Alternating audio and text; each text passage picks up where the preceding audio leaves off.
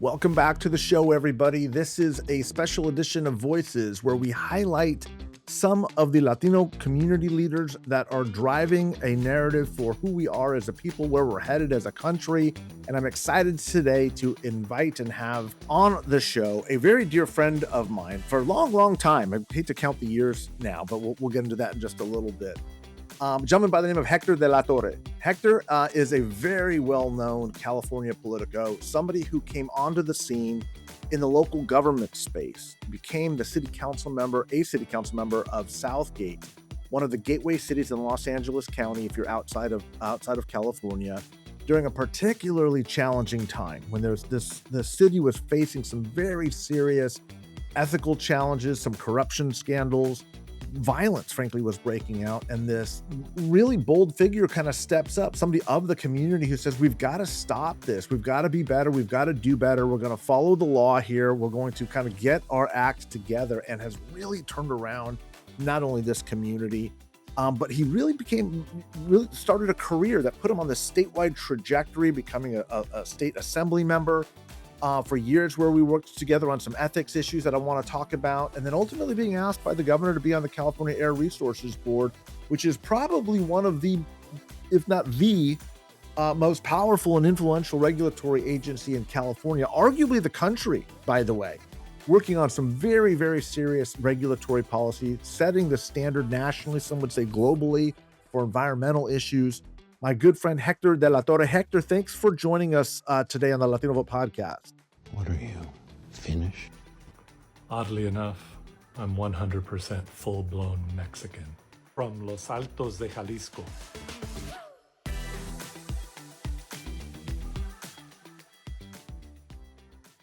Thanks, Mike. It's an honor to be here. It's you guys are trend setting in this space. Well, I like to think I am. Chuck, not so much, but we bring him on for some color commentary. Chuck's a great guy. I don't know if you've met him yet or not. You will No. in your travails. Now, look, I want you to kind of explain a little bit who you are, talk a little bit about your story. I wanted to give a little bit of depth and range and some texture to who you are, because I've known you for so long, and you are such a big part of California's political narrative. You're also running for Congress in one of the new seats that was kind of created under Proposition 50. It's the only seat, as I understand it, that no one is claiming is like a former this number or former that number. It's like an entirely new seat, and I want you to kind of walk people through the contours, especially those outside of California that may not know LA County that well, and this really kind of, in my opinion, this sort of beautiful blue collar working class district that also has some of the upper income earners, more poverty. It's like this perfect range of Latino California, Latino America. And if you could walk us through kind of your story and how you got to this point, why you're looking to run here, Hector. I think it all starts with my family, right? My parents came to this country in 1961 from Mexico. They were sponsored by my great uncle, and they lived literally dirt poor in Mexico. Mm, They lived in Guadalajara, and the little shack that they lived in had dirt floors. And they came mm, to this country, like all immigrants, to just make a better life for themselves and their children. My brother and sister were born in Mexico, and I was born here. Not an anchor baby. We were absolutely, uh, uh, documented when they came here.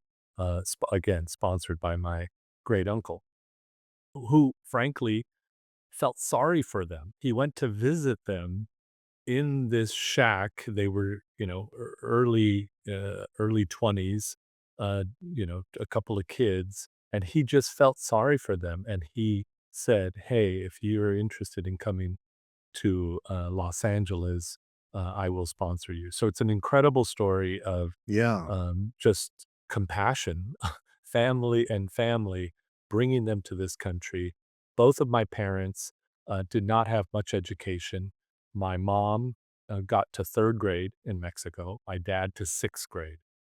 Both of my grandfathers were illiterate. So this is absolutely, just the Mexican story. Yeah. And so they came to Los Angeles, both, well, initially, my mom did not work, very macho, family.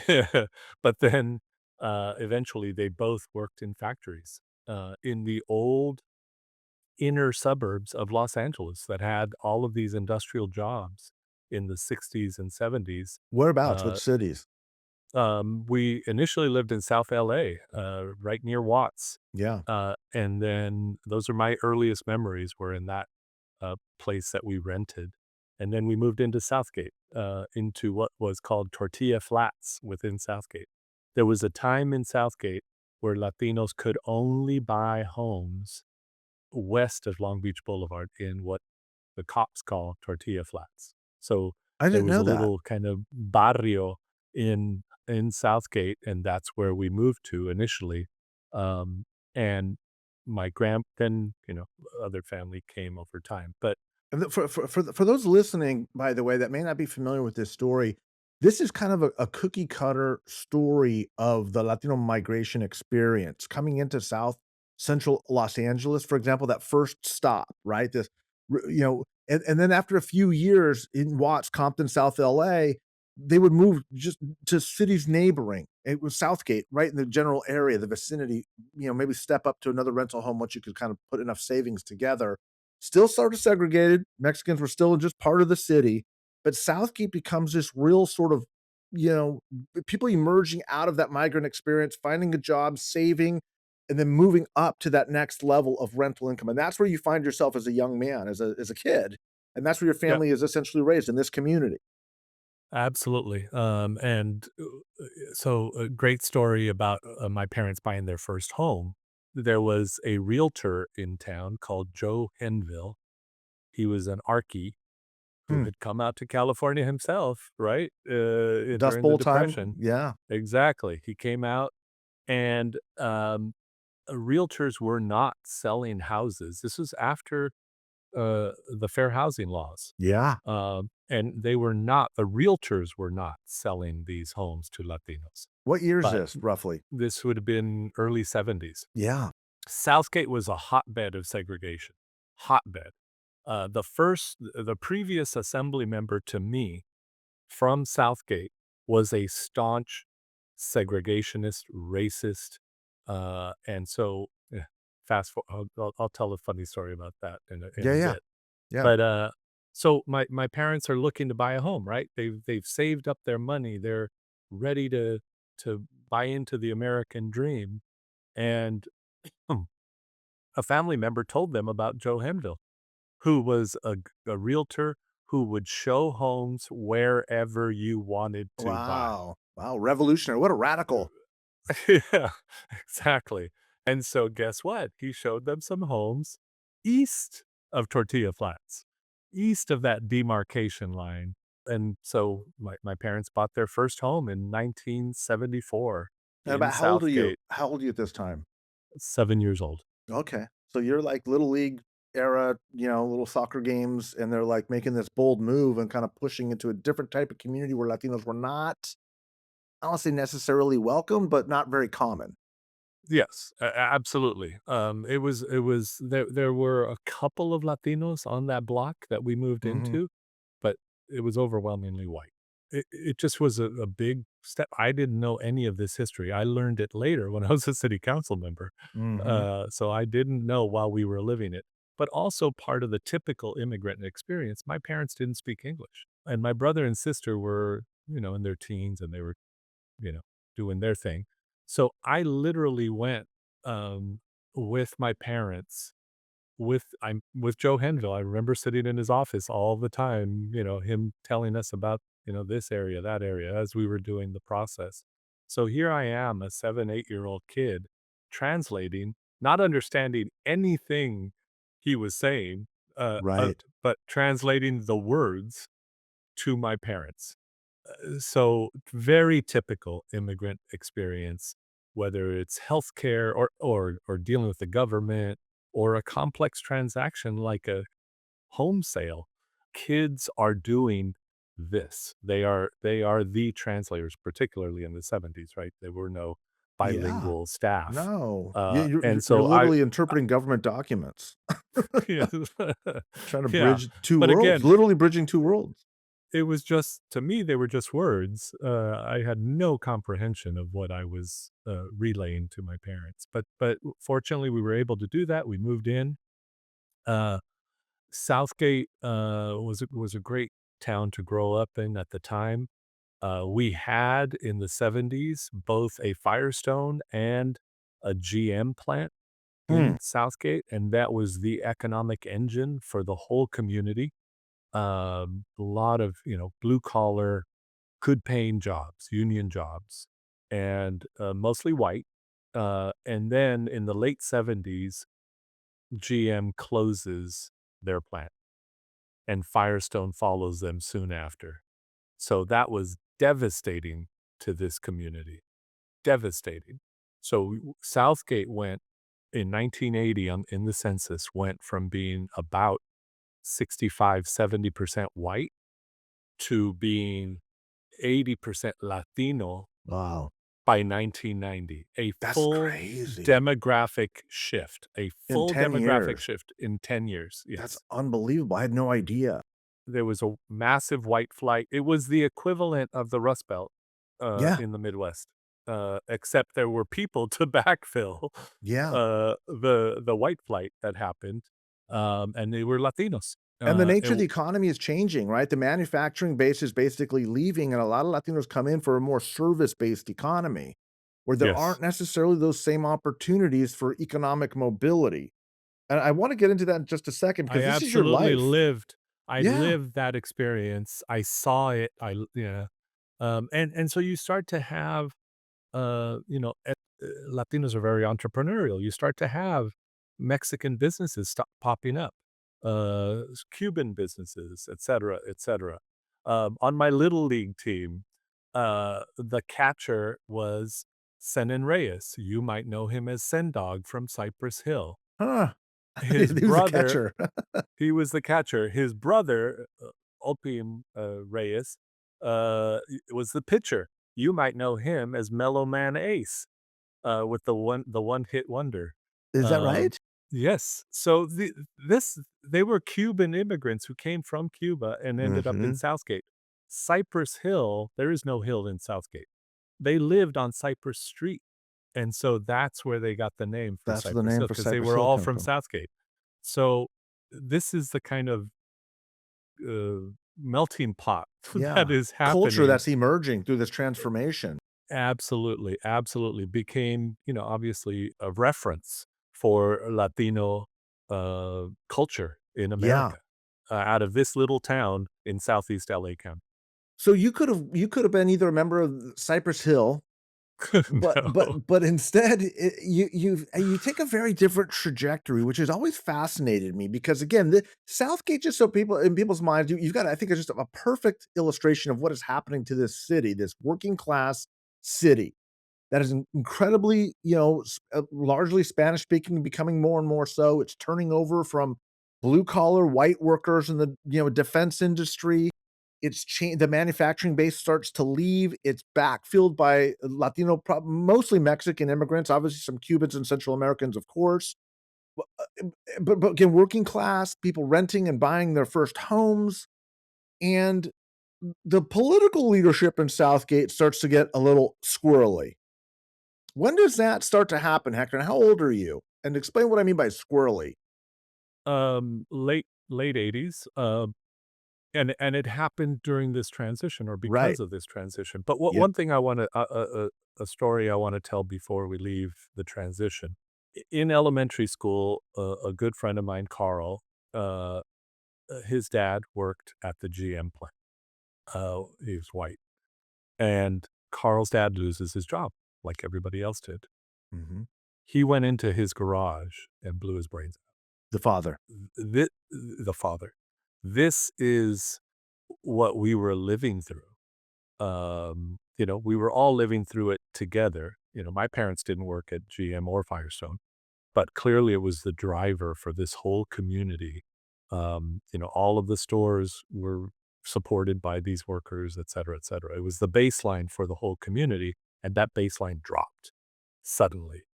And so these were the experiences we lived through. So when I hear about the Rust Belt and late 70s, 80s decline in America, we lived it in Los Angeles, and Yeah. people don't understand that. Yeah. That we saw it, we experienced it. It was terrible, heartbreaking, and so that very much was part of my growing up in this community. So fast forward to the late '80s, and a group of uh, led by one city employee who happened to live in Southgate, he decided to take over city government. Before it had been very much a chamber of commerce kind of council, the typical across America, the realtor, whatever the folks Professionals who in town. yeah, kind of the people who are more visible. Yes. And so um, this guy decided that he was gonna take over city government because he didn't like being bossed around by these, other folks. And so he runs and gets 2 other people, one of them a Latino. And so the first Latino gets, elected. Actually, no, Henry Gonzalez had been elected. Henry was a UAW guy out of the GM plant, and he had been elected in 1980 or so. He was the first Latino on the city council. These guys, led by this former city employee, run a slate, and they took Henry out. They defeated Henry. So then you get the second Latino, and he was basically a puppet for the the ringleader there. But the model had been set, right? That you could run a campaign with the slate. Before it was all very kind of amateurish. Mhm. And this was a step toward uh, running for office, not because you were a public servant, but because you wanted control. And so this happens. The ringleader was white in that case, and so they take over the city. They run it for a few years.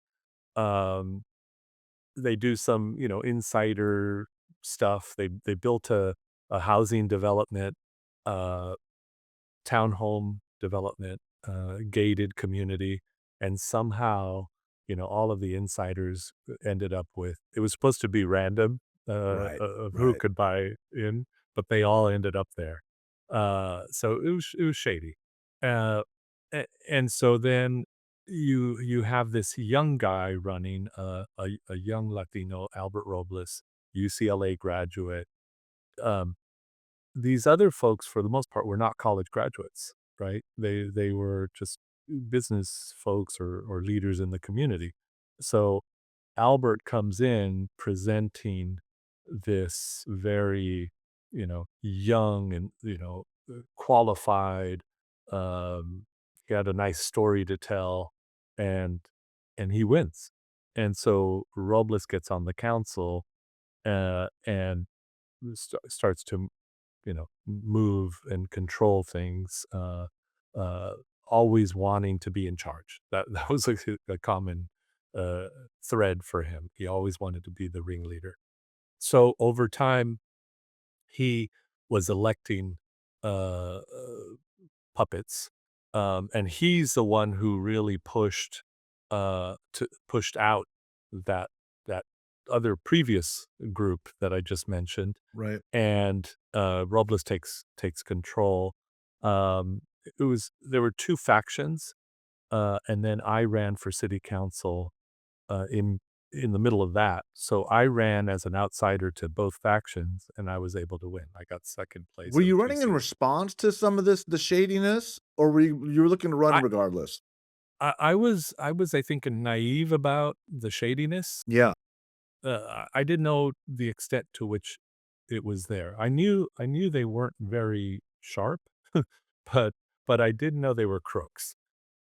And so that became apparent once I was on the council. And all I remember at that time was, like, the LA Times just breaking these crazy stories of how out of control it got, like, the corruption, the violence that's breaking out. But there's this guy, like, in the city council, you kind of emerge and kinda going, "Oh, God." wait a second. Like, and it was more than just standing up against corruption. Like, you were kind of putting your life on the line. Like, these guys were not messing around. Like, they were Yeah, shooting well, at each other's houses and stuff. yeah, Henry Gonzalez, who by then had come back onto the council, the guy Yeah, who had been a UAW, leader, he had come back onto the council, after within a month after an election in which Robles's puppets, one of them won, one of them lost, so he didn't get control of the council. Uh, Henry was shot. Henry was shot in the back of the head, coming home. He gets out of his car. Someone comes up behind him, shoots him in the back of the head, and takes off. It was clearly a hit. It wasn't a robbery, right. anything else. Jumps into an awaiting car, in the back seat of an awaiting car, and takes off. Never found who did this to Still to Henry. this day. Nope, never solved. And Does Henry Henry, live or did he die? he lived the shooting. He used to joke about how hard-headed he was. Uh, uh, I didn't know this. I didn't know this was a thing, but apparently, because of the curvature of your head, if you get hit flush, obviously, it blows a hole in your head. But it was at an angle, and it ricocheted off his head, Wow. the bullet, even though it Yeah. was at point blank range. It just was at an angle, so it skidded off. So Henry, this is about 11 o'clock, 11:30 at night after a council meeting. Right? So, you knew that he was gonna be going home after the council meeting. Yeah, you know It where was he's gonna clearly be. a hit. I get a call from the police telling me to get out of my house, to take my family, get out of my house. They didn't know anything, what was going on, right? They didn't Right. know if this was going after everybody or whatever. So I grab my kids and tell my wife, "We gotta get out of here." I take my wife and kids to my mom's house. And then I go to the hospital to go see Henry, see what was going on. For 2 years, we lived under this cloud. Yeah. There were incidents where they, followed my wife and kids. I wasn't in the car, and they claimed that they were looking for me. I would come home, and someone would had, shut off the electricity on the house at the panel. Just all kinds of shenanigans, threats, constant threats. And so during that time, I got a lot of my friends would say, "What the hell are you doing? Get out there. Yeah. It's not worth it." It's not worth it. And so my answer was always the same. Look, I can go anywhere. I could move anywhere. Thank God. I have a good career, and I'm able to economically do that. But my parents and my grandparents who live in Southgate, they don't have that option. They're not Right. going anywhere. Right. And then all of the other people who live in this community, they deserve better. They don't deserve to get the same crap that they had in Latin America that they ran away from. And so that's why I stuck around. I love I tell people I love a righteous fight, and this there was nothing more righteous than this. Yeah, So dangerous. I mean, I'm giving you credit. We need people like you, but I would kinda go like, "Why is he doing this?" Which yeah, becomes a defining feature of my entire experience with you, is you would take on these fights that I was like, "I don't know what the political strategy is here," and I realized there's no political strategy. This dude's just doing it because it's the right thing to do, and some of these were big interests, in yeah, going, especially the corruption stuff, by the way, which incidentally, in all of the polling work that I'm doing, it's really kind of, it's not just creeping up, it's like people don't have confidence anymore, real or perceived. You would know better than I do about kind of just what the average person views as just kind of corruption in government. Now, clearly, you've looked at it, you've stared it down in the face, in a violent way. In the Southgate City Council, my gosh, the stakes aren't, I don't mean this disparaging, but not that high to lose your life over, some of these, minor public policy issues. But that doesn't dissuade you at all, Hector, from, like, challenging your own party, your own orthodoxy, interests that were never gonna move, like, that's something about it, like, I don't know where it comes from in your childhood, I'm grateful for it, but, like, you're drawn to that big fight. You're like, "Let's go." Like, that's bad, that's wrong, let me take that on. Like, where does that come from? it comes from Mexico. it comes from a working class family, that was dirt poor, and how incredibly fortunate I am to have all these opportunities that I have, and I see, you know, uh, other Latinos who don't have this. I have cousins who don't have this, and I have a skill set. I have the ability to do this, and so I value public service. But there's also a deeper family thing here. Um, there is a canonized Catholic saint, Santo Toribio Romo. My last name is Hector de la Torre Romo.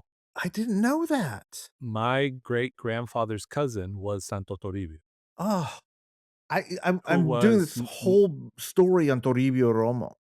are you Tell me more. Yeah, yeah, yeah. Tell so everybody so because he was so from the Guadalajara, basically. no, no, Outside, just a east. little hamlet, Yeah, yeah, a little hamlet about an hour east, yeah. called Santana de Guadalupe. Mhm. That's where my family's from. Okay. So his both of my families, the De La Torres and the Romos, are from this hamlet. And so Santo Toribio was a priest, in Los Altos de Jalisco. That's where my family's from. And uh, Santo Toribio was a priest during the Cristero Revolution. So after the Mexican Revolution, the government went against the Catholic Church because it had sided with the conservatives. Sound familiar? In the Mexican Revolution, the clerics had sided with the conservative leadership of the country that was thrown off by the Mexican Revolution, 1910 to 1917.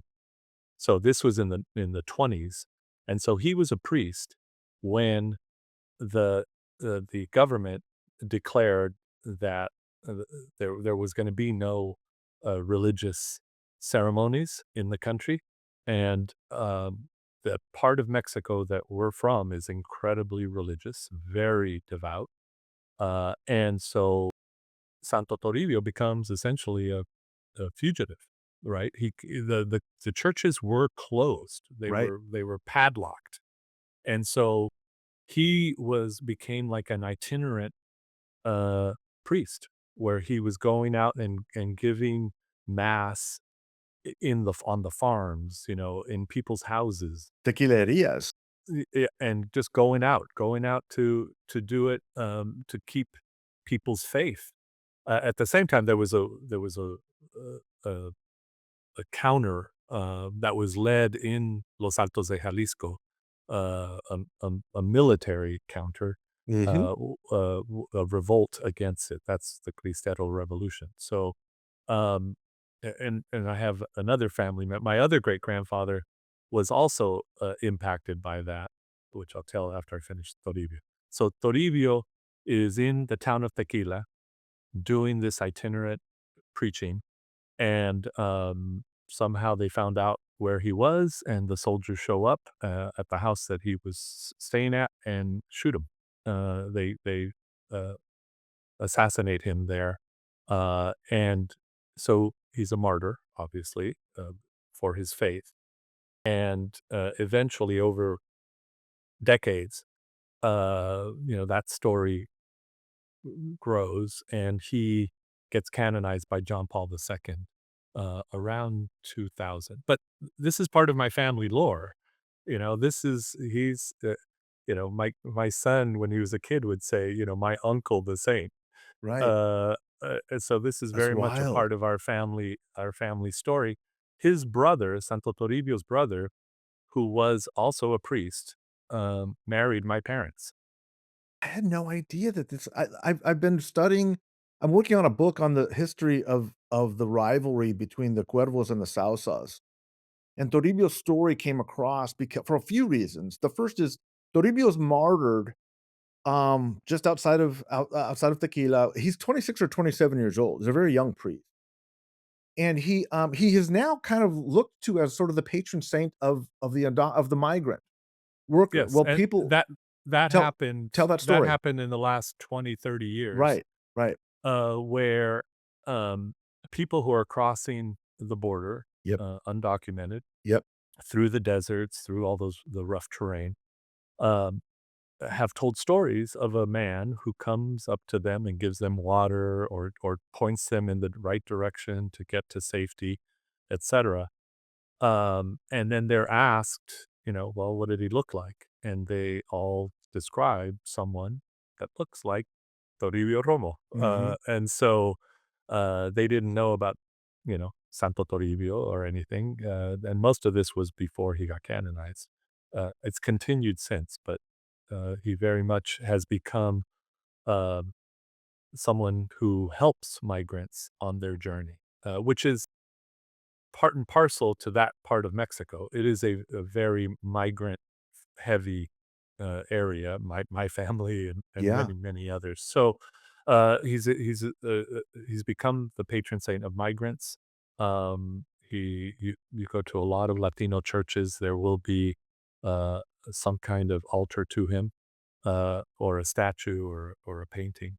So when you have that in your family, yeah, you and the Catholicism, I'll we don't talk a lot, especially on the Democratic side, right. about religion and faith, but it is a core part of why I do what I do. There Yeah, is right and there's wrong, yeah. and you just do the right thing, and no matter the consequences. So, to me, it's part of that, I think, as well. I love Uh, that. I had no idea, but now that makes perfect sense. And like I said, we don't talk about our Catholicism enough because we tend to, in this country, the United States, believe that it's about like social conservatism and abortion and marriage, marriage equality and all that stuff. That's not what Mexican Catholicism is. Mexican no, it's Catholicism is it's about social compassionate. justice. Yes. It's It's about compassionate. it's about taking care of the poor and the migrant and looking out every day to take care of the least among us. It's nothing to do with white evangelical Protestantism. Like they're two totally different things. And I'm not saying there Absolutely. isn't some overlap in theology, but we're not theologians. That's not our faith. That our Yeah, faith is about looking out for the least among us, looking out for the neighbor, the stranger, the migrant, protecting those that don't have it. So, wow, now I've known you for a long time. I had no idea that was part of your story. I don't I haven't talked about it. Yeah, yeah, But it's there, and then the other I wanted to tell the other story, my yeah, other yeah, yeah. Well, great-grandfather. So one quick uh question before we leave Toribio. I have heard that there are a lot of family members here in Yep, Sacramento, and that the cathedral actually has some of his relics.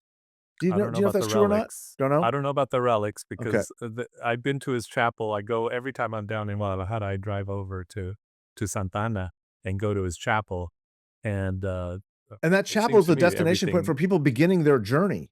People will go and pay it homage and is pay respects to Santo Toribio Romo before they go El Norte, before they start making the journey north, to ask him for and help, guidance, and protect and, offer prayers for them.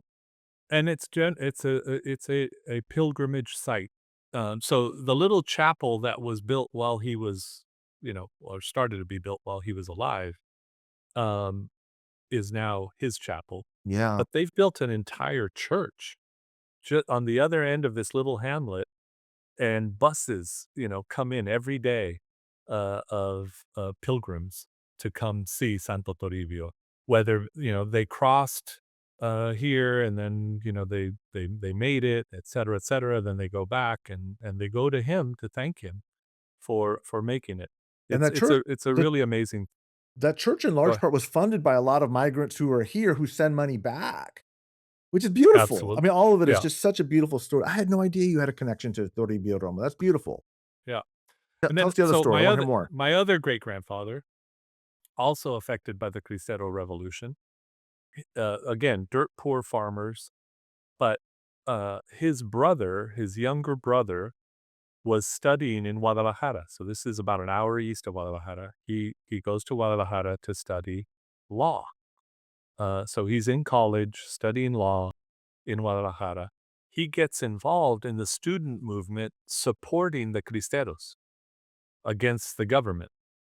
So he gets on some kind of a government hit list, Yeah. and he comes back home, and his father, my great great grandfather, says, "Okay, you can't be here. This is not Dangerous. safe." Yeah. So he tells my great grandfather, his older brother, you take him and go to the United States.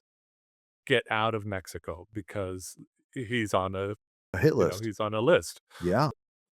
So my great grandfather takes his brother, uh, and they take the train from Guadalajara up to the border and cross into the United States. This is in the early 20s, or no, late 20s.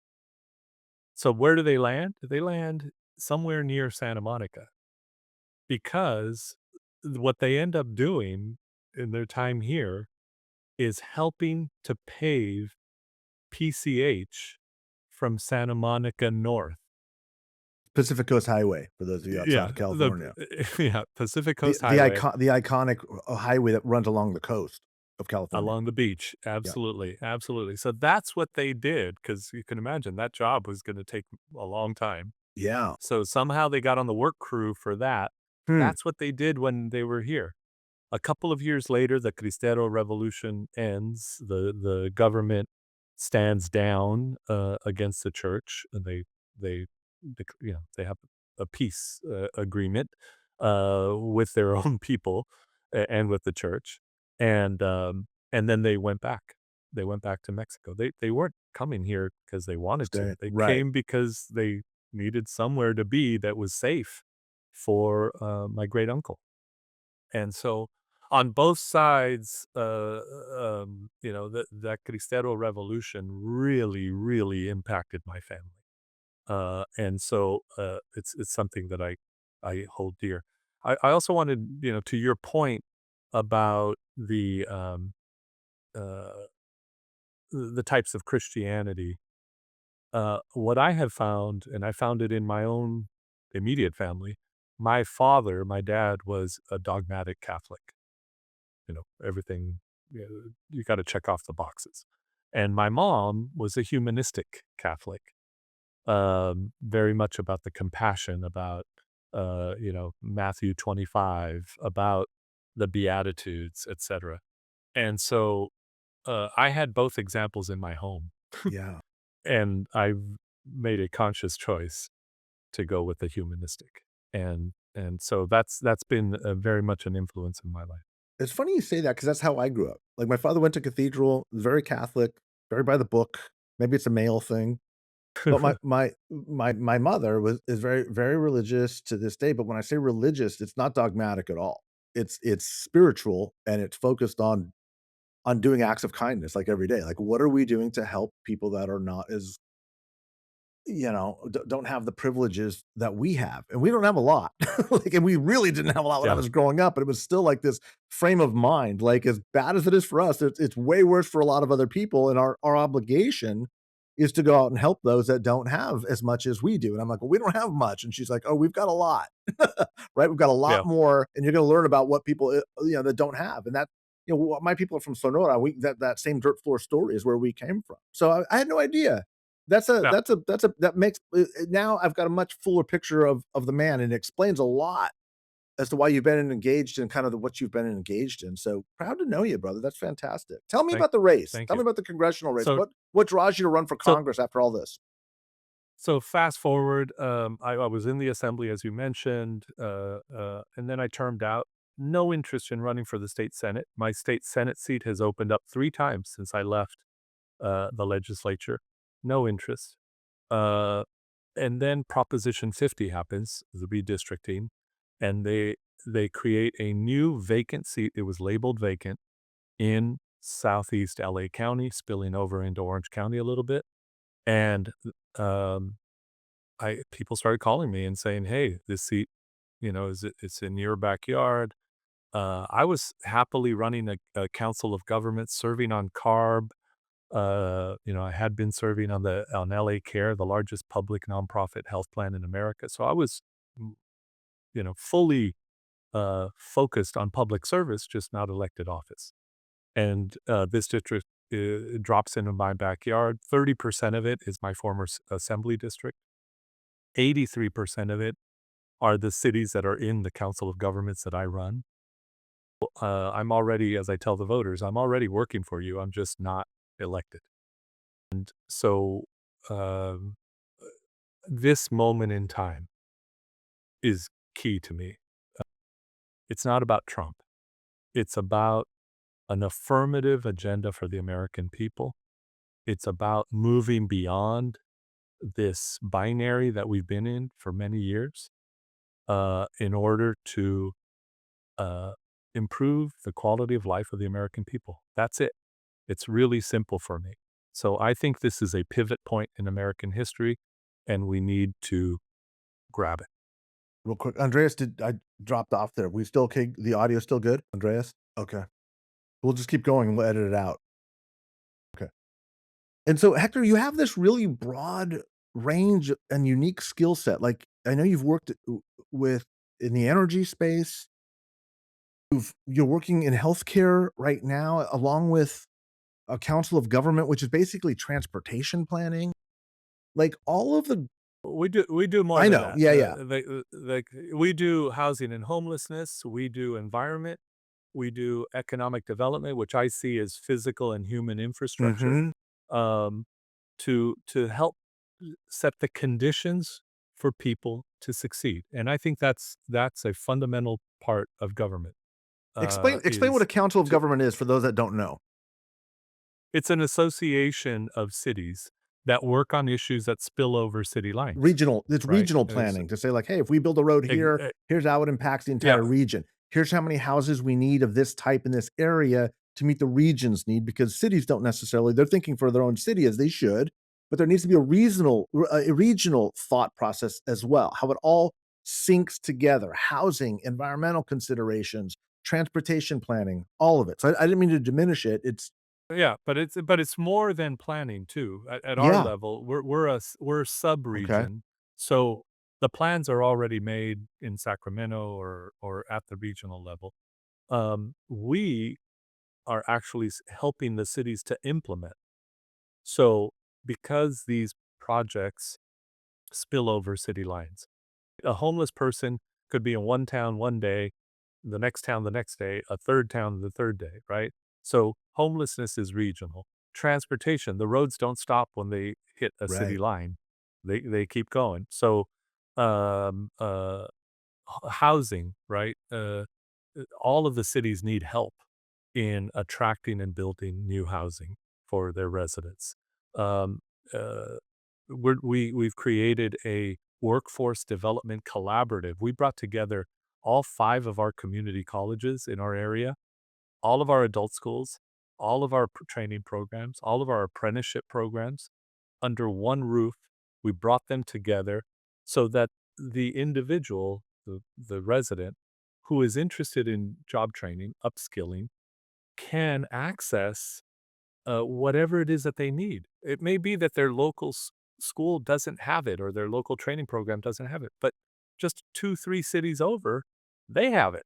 And so we want to make an offering of all of the possibilities to those residents so that they can upskill themselves, get a better paying job, and that's economic Right. development. Well, We're doing a lot of innovative things at the local level. We're on homelessness, targeting former foster youth who are homeless because they're destined for a lifetime of pipeline homelessness if we do for not sure. take care of them in that 18 to 25 age Smart. range. And that's what we're focused on. We want to get them off the street, get them job training or job placement, and let them be self-sufficient. It's a shame what we've done with foster youth. Like, it just is no chance. Like, we just dump them out. It's just unbelievable. So thanks for doing that good work. When I was Go ahead. when I was in the legislature, I used to say, we, government, are their parents, and we are shitty parents. Yeah. I mean, it's the statistics are just heartbreakingly jaw-dropping. It's like, there's no chance.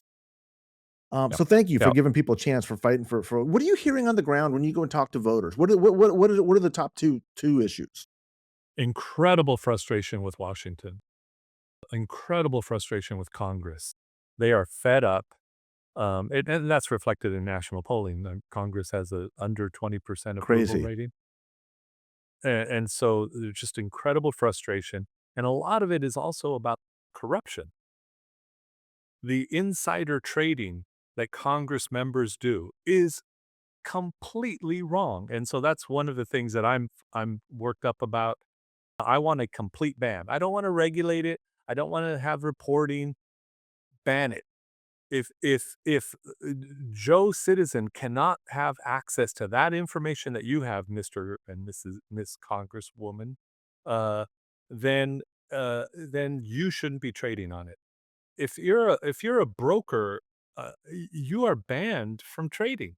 And so uh, the ban would be that you can only do um, investments that you can't control. So index funds, blind trusts, that kind of Yeah. thing that you cannot manipulate Yeah. based on information that you are getting that no one It's else so has. So gross, that's man. It's like a banana republic. It's so like I don't wanna drop any names, but, like, I'm gonna. Nancy Pelosi has better stock market returns than Warren Buffett. Come well, on. Mark. Well, but Mark Wayne Mullen, I'm not saying the it's not a new head of partisan thing, it's DHS, they're all doing it. I no, know most not all of they them, don't not all agree. of them, but 90% of Most. them. Yeah. Most. It But they don't agree on anything. They're fighting over everything. But this, they'll they they protect. It's like this they watch out for each it's other. insider This trading. It's how they this use the government yeah, information to enrich themselves. it's It's sick. It's sick sick. and twisted and it's wrong. Yeah. And it's one of my righteous Good for fights you. going in. Well, I'm all over it. so are people are they literally offering that up and saying, "How can this be going on?" Are they that aware that that's happening? Or is it more like you offer it and say this is what's going on and they believe it? No, no, they'll bring it up. They're like, "Oh, Congress, they're useless," or, you get some partisanship in Yeah. there, but for the most part, it's a pox on all their houses. And it's right because it is terrible. The other big issue that I'm hearing is about ICE and the border patrol and the murders and the unlawful detention of people, that is and it's I thought it would be mostly Latinos, but I have a lot of white voters telling me about how wrong it is. I even have Republican voters telling me who are more, libertarian that say this is It is wrong. wrong. The government shouldn't be doing this to people, Yeah. because it's unconstitutional. What And should we so abolish ICE? Are you on the abolish ICE bandwagon or no? no, I think we need to start over again. I think it's too easy to say abolish ICE. Well, we do need immigration I agree with enforcement. you, by the way. But I think this has been um, this agency has been corrupted so much that it's unsalvageable. So we need to start over again with an agency that is rooted in the Constitution and the constitutional rights of the people they interact with. The Constitution refers to persons throughout. There's only a few places where it refers to citizens, voting and those kinds of rights. Most of it is Yeah. persons. So if you are a human being in this country, you have rights, and any federal agency has to honor those. On the border patrol side, we've all seen the map with the 100-mile ribbon around the country that they have jurisdiction in. That's a regulation. That's not a law, and so we need to get rid of that regulation. If you're Border Patrol, Customs and Border Patrol, you're at the border with Mexico and at the border with Canada and at points of entry. That is your jurisdiction. You should not be in Los Angeles. You should not be in Minneapolis. You should not be in Chicago. And a lot of those murders that we've seen have been CBP, not Right. ICE. So so to me, the 2 are go hand in hand. We need reform of Do both. you And we also need, a requirement that they have a warrant, a judicial warrant, either from a judge or an administrative law, judge, a immigration judge, um, not these, their bosses filling out a slip and handing it to them when they go out. So, I think we need to, completely reform that whole, immigration apparatus. in this country. Incidentally, everything you just said from, the Constitution's reading of persons versus citizens, that's not really that hasn't been that controversial. Conservative some of the greatest conservative scholars, Antonin Scalia, made the most effective argument saying, "This is not about document the Constitution's clear. It's about it says persons. That's what they're talking about. That's what they're referencing. There's no real debate here. This is kind of this new sort of, America first, nativist, racist sort of sentiment that has unfortunately become the dominant part of the Republican Party at this moment. Quick question about this though. Do you know what the statutory thinking was behind 100-mile perimeter?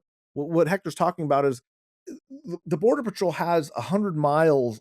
Their sphere of influence is 100 miles from any border, so it can be the Pacific Ocean inwards, right? Which is a huge swath of California, by the way. It's not just the border, like you're saying. It's that gives that. What was the thinking there? Do you know why did we set that up that way instead of a point of entry where like you get 100 miles from every part of the contiguous border inward? Yeah, it's a regulation again. So they clearly it was the bureaucrats who came up with it. It's ironic uh, that the Republicans are constantly griping about the bureaucrats this, the bureaucrats that. Well, what about these bureaucrats?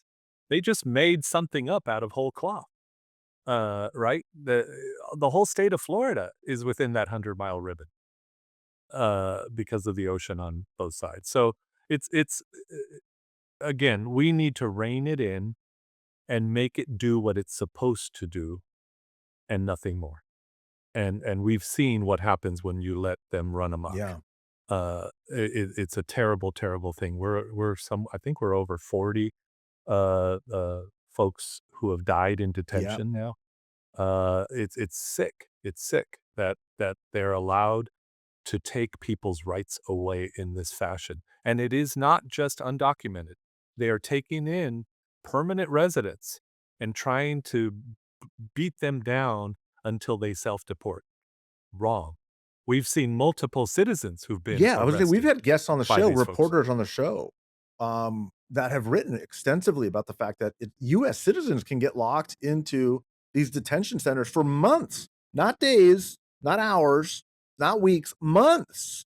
People locked up. Yes. And it's not just 1 or 2, it's like dozens of people, throughout the years. So, look, that how do you rein that in? Let's say, you're elected in November and then you're sworn in, the Democrats have a 20-seat majority, Trump is still in office. Like, what do you do? Like, what do you start? How do you You how do you rein it in? you put a package Mhm. together that does what I just described, And he and signs you it? vote it out. No, you put it out there so it changes the terms of debate. Right now, with Congress being completely pliant to him, you're only getting one Right. narrative. We need a counter narrative that shows to the American people an affirmative agenda. Yes, we need to do these things, but we need to do them right, and we need to do them lawfully, and we need to do them constitutionally. And that's the piece that I think, and it's across the board. It isn't just in this issue, in healthcare, in infrastructure, in ethics in government. I mean, we're seeing executive branch officials betting on the starting date of wars. Unbelievable. Uh, and so we need to really dig into those Do you issues. think a Democratic Congress can work with the Trump administration? Should it? Sure. I think we need to set the agenda and let Him respond to him your narrative? react. He likes to flood the zone. You've seen that. That's his MO. So I think there needs to be a counter to that where he has to react to something. Or the Senate leadership has to react if the Republicans retain the Senate. What's the main thing you'd like to work on in Congress? Healthcare. It's something that I've very and ethics. Those are the 2 my 2 majors. I used to tell people in Sacramento, new members, I still do to this day, when they get elected, you have to declare a major. The institution needs institutional knowledge across all issue areas, and there are so many. And so, healthcare is one that I think, access and quality of healthcare, we've been living off of the Affordable Care Act and fighting over it for 15 Yeah. years. 15 years. It was never meant to be the end. We need to take the next steps, and I have some ideas there. a Medicare buy-in bill that is an existing idea where people 50 to 65 could buy into Medicare. That helps in two ways. With the regular market, it takes out some people that are 50 to 65, which are the older group. And so it would help the actuarial tables there. And then for the Medicare side, the 50 to 65-year-olds would be the younger cohort of that demographic, and they'd be paying premium, so there would be money coming in. And so that's it helps on both. I've tested this. I've talked to Peter Lee, who covered California, and I've talked to Jerry Kaminsky, who used to head health policy at UCLA. Both of them told me the same thing. That would Hmm. work.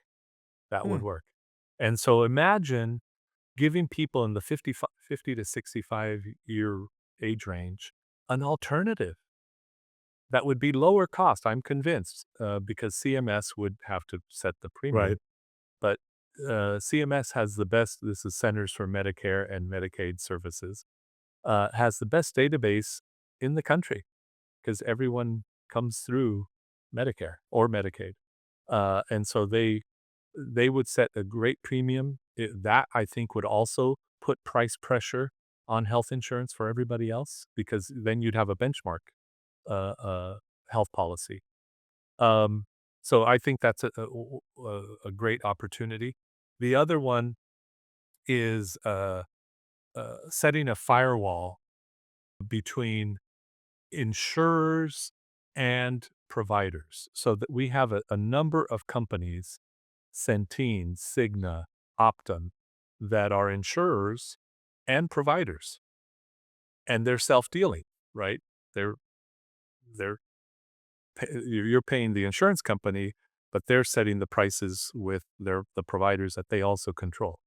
We need to have a firewall or a separation between that. And we need some transparency into what they're paying themselves for these medical practices so that other medical providers know what what they're paying. So these are things that will help the marketplace of Yeah. insurance. But I'm also very focused on the safety net. We need to maintain a healthcare safety net because that's the baseline for health policy in America. So can you give people some a way? We're going to wrap up here, but I want them to be able to get in contact with your campaign if they can. Where do they get a hold of you to find out more information? It's very boring. www.hectordellatorreforcongress.com. You can Google me, Hector Della Torre. You can Google me, and you'll track it all down. I'm on social media on Facebook, TikTok, Instagram, LinkedIn, so you can find me on all of those. And yeah, it's we're gearing up here for the final stretch for the primary. In California, it's top 2, as you know, so it doesn't matter regardless of party. But, I also wanted to add on the ethics in government. As we talked about with Southgate in my history, we didn't talk about what I did in Sacramento to clean up some corruption there too. But, uh, it is a through line in my life, in my career, that if I see something wrong, I'm gonna fight to clean it up, to get rid of it, fix it. And Congress is broken, and I'm going there to do that. I'm going there with my hair on fire. I'm not going there to sit there for 20 years and just park myself in a committee. Yeah. Um, there's too much that this country needs right now uh, for us to be sitting back, doing insider trading and being proud about being the number 3 ranking member on some committee or other. That's the language of Congress right now. Mhm. I want a language that talks about improving the quality of life of the American people, period. Hector Della Torre, everybody, make sure you Google him, find out, get to know his campaign a little bit more, contribute. Campaigns run on dollars. I can tell you personally, everything he just said in that closing is everything that he has always been, and he will absolutely make some waves in Congress for all of the right reasons, regardless of party. We can all agree that things have got to change. You can't fix what's going on until you fix the brokenness of this institution. Hector, thanks so much for your time, man. I really, really appreciate it, and I've appreciated our friendship over the years. Thanks, Mike. Thanks for the time. We'll talk again soon. Till next time, signing off.